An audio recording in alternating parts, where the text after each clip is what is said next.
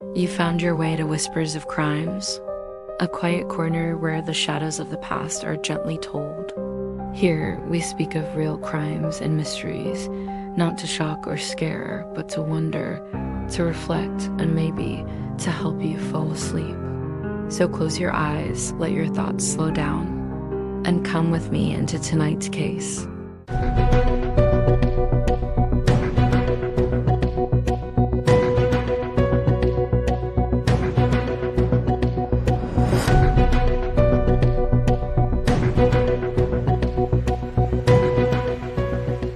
He moved through the night like a ghost. No name, no reason, no mercy.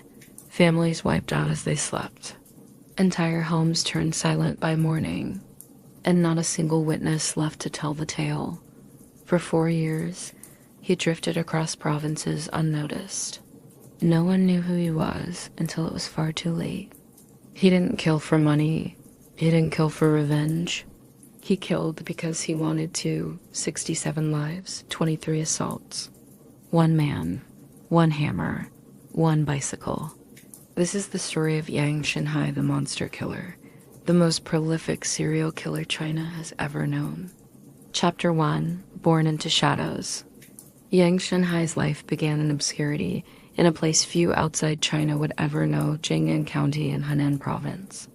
Born on July 29, 1968, into a poor rural family of farmers, Yang's earliest years were marked by a stark absence of warmth. His parents struggled to provide even the basics. The family lived in a one-room brick house surrounded by farmlands, and his father, by all accounts, was strict and emotionally distant. Yang was the youngest of 3 children. Unlike his siblings who adapted to rural life with relative resilience, Yang became increasingly quiet and isolated. Teachers noticed his intelligence early on. He had a sharp memory and a keen ability to solve math problems. But his brilliance was undercut by a lack of discipline and a growing resentment toward authority. He was rarely seen playing with other children, and even in his teens, he was described as distant, almost absent in his own skin. At 17, he dropped out of school and left home. That decision, seemingly small at the time, was the first step in a descent that would later shock an entire nation. Over the next decade, Yang wandered across China as a migrant worker, laboring on farms and in factories. He never stayed in one place too long. Wherever he went, he left behind a trail of discontent disputes with coworkers, short tempers, and complaints of theft. He had no fixed address, no stable relationships, and no purpose other than survival. It was in this period of drift that his resentment toward society began to fester. He was poor, uneducated, and invisible in the eyes of the government. A failed relationship in the early 1990s, where a woman rejected his proposal because of his status, seemed to snap something inside him. From that point on, he would frequently tell acquaintances that he felt betrayed by the world, that he had no reason to care about others, that life had cheated him and someone needed to pay. Chapter 2, The First Killings in the Dark. The murders began in 1999, although some speculate his first kill may have occurred even earlier. Unlike many serial killers, Yang Xinhai did not begin with a single crime of passion. His first known attacks were methodical, calculated, and devastatingly brutal. He targeted small villages, places with poor policing, limited forensic capabilities, and little media attention. Most of all, he sought out families in isolated homes, places where no one could hear screams. He traveled mostly by bicycle, covering vast distances between towns. He carried his tools of death with him: hammers, axes, iron rods, and later shovels. He would watch a house for days, learning the habits of its residents. Then, in the dead of night, he'd break in. His victims often never had a chance to wake up. He would bludgeon them to death, usually starting with the adults and then moving to the children. Many of the women were raped before being killed. Afterward, he would steal small items, cash, clothing, maybe food, and vanish into the countryside. The horror was always sudden, and then he was gone. At first, police believed the crimes were isolated. One town lost a family of 4, another lost 5. There were no obvious motives, no connections between the victims.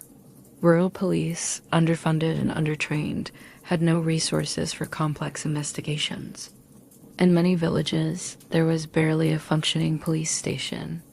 It wasn't until mid-2002 that investigators across provinces began to compare notes and realize the nightmare they were dealing with. In just 3 years, over a dozen families had been wiped out in similar fashion. No signs of forced entry, no serious theft, and always the same pattern: blunt force trauma, whole households destroyed, and silence left behind. Chapter 3: A Trail of Blood Across Provinces. As the death toll climbed, Yang Xinhai became what no one in China wanted to believe existed: a roaming, methodical serial killer. He moved through provinces like ghosts passed through walls: Henan, Hebei, Anhui, Shandong.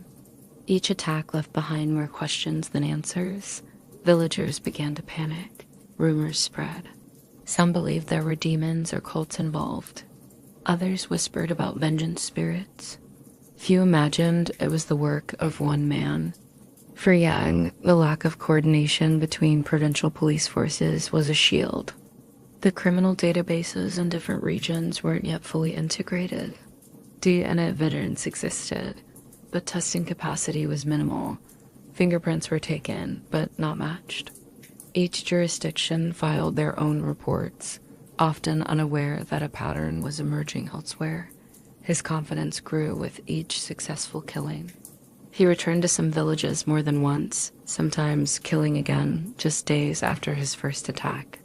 The boldness of it was chilling. He didn't just avoid capture, he seemed to thrive on the cat-and-mouse game. There were even moments when he stayed in a village days after a murder, walking the same streets, watching the panic he had caused. One of the most horrific cases occurred in 2003 in Henan province, where an entire family of 5 was found bludgeoned to death, the youngest just 6 years old. The mother had been raped, the father's skull crushed, and the home left in disarray. Police initially suspected a robbery gone wrong, but there were no signs of struggle. Nothing of real value had been taken. Just like before, the sheer randomness of it all paralyzed communities. Yang didn't have a type. He didn't know the victims. He didn't hold grudges against them. He killed because he could, and because it gave him a sense of power he'd never known before. Chapter 4: The Capture. The fall of Yang Xinhai came not through sophisticated policing or forensic breakthroughs, but through chance. In November 2003, Jiang had returned to Qingju, a city in Hebei province, after committing yet another murder. He blended in with the migrant workers, as he always did. But by then, police had finally begun coordinating across provincial lines, setting up identity checks in areas where the murders had occurred. Patrols were increased. Profiles of suspicious individuals were being compiled. Yang was stopped during a random check. He had no proper ID and was wearing clothing that didn't quite match the season clothes later identified as belonging to one of his victims. He was taken in for questioning. At first, he claimed to be a laborer looking for work, but his calm demeanor and vague answers raised suspicions. A fingerprint comparison was eventually made, and for the first time, the authorities got a match. Yang Xinhai had been in prison before, years earlier for theft and attempted rape. His prints were on file. Now they were on multiple murder scenes. Confronted with the evidence, Yang confessed. Not just to one crime or 10. He confessed to 67 murders and 23 rapes. The interrogation officers were stunned. Some thought he was lying, exaggerating. But over time, they were able to confirm many of the cases he described down to the layout of the homes, the names of the victims, and the order in which he killed them. His answers were disturbingly calm. When asked why he killed, he responded simply, I wanted revenge on society. Chapter 5, Mind of a Monster. Following his arrest, Yang was subjected to psychological assessments, though these were limited compared to Western standards. Nevertheless, doctors and criminologists were able to piece together a profile. He was not psychotic, not hearing voices or hallucinating. He was cold, calculating, and entirely devoid of empathy. He felt no guilt, no remorse. When discussing the murders, he showed more interest in the methods than in the people he'd killed. In interviews, Yang stated repeatedly that he killed because he hated people. That rejection, poverty, and failure had turned him against the world. He was deeply antisocial, a textbook example of a man with violent narcissism and psychopathic tendencies. He believed he was smarter than everyone else. For 4 years, he had evaded capture. He called his murders art and took pleasure in the chaos he caused. Experts speculated that his formative years filled with neglect, rejection, and aimless wandering had nurtured this violent mindset. But many were left wondering, how could one man commit such atrocities without being noticed? How could someone kill 67 people, often in groups, and remain a phantom? The answer lay in the fractured state of rural China at the time. The silence of the villages, the gaps between jurisdictions, the lack of national databases, and in Yang's complete disconnection from the world around him. Chapter 6, Judgment Day in China, Justice for Violent Crime is Swift. Yang Xinhai's trial began and ended on the same day, February 1st, 2004. He was charged with 67 counts of murder and 23 counts of rape. The trial was not about guilt or innocence, it was a formality. The evidence was overwhelming. The confession was complete. The horror was undeniable. He sat in silence as the verdict was read.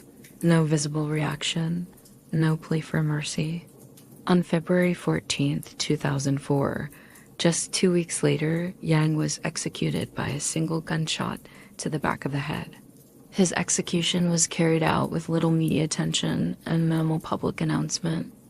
The Chinese government, still cautious about encouraging national panic or criticism of rural security, chose to keep the story relatively quiet.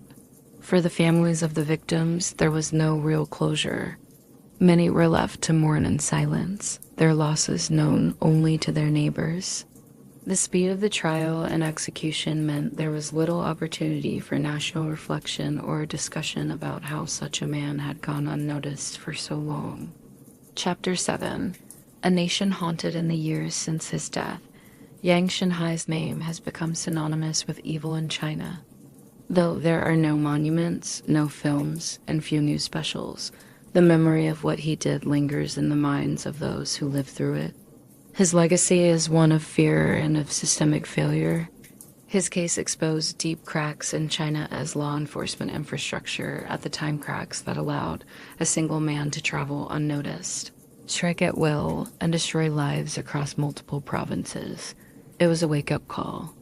In the aftermath, China accelerated efforts to centralize criminal databases, share information between police departments, and monitor high-risk individuals more closely.